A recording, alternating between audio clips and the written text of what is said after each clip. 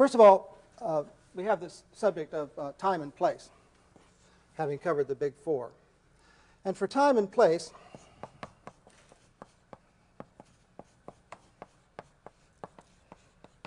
I'd like to urge upon you that when you have the option, the best time to start a talk is about 10:30 in the morning. The reason for that is that most university audiences are awake by then, and hardly anyone in those audiences has already gone back to sleep. So it's a perfect time to start, and it's much superior to just after lunch or late in the afternoon when people's energy level has already started to cascade. Whenever I have to give a talk after 3 o'clock in the afternoon, I always distribute candy bars as a way of ensuring that my audience will be as alert as they would otherwise have been at 10:30.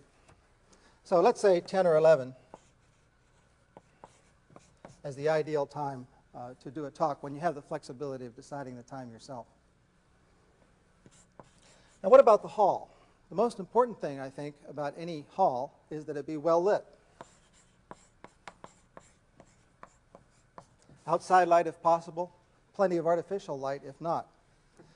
The reason for that, of course, is that as soon as you dim the lights, people go to sleep.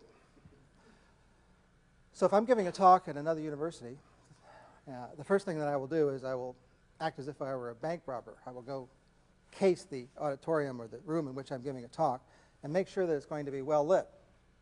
If there's someone in charge of lighting for that kind of talk, I'll talk with them and say, never dim the lights. I may show some overheads. Don't dim the lights.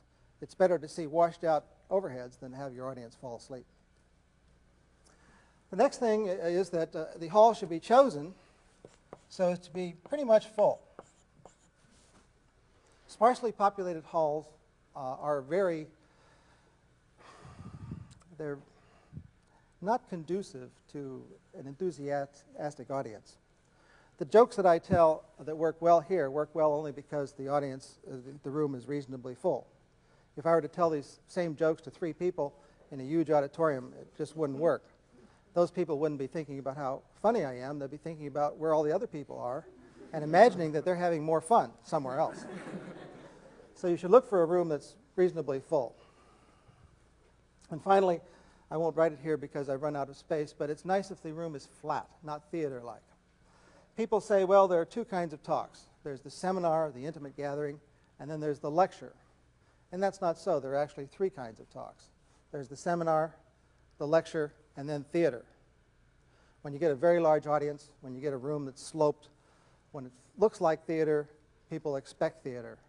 So if you're just starting out and you're a little bit unsure of yourself, it's best to avoid rooms that have a kind of theater-like ambiance.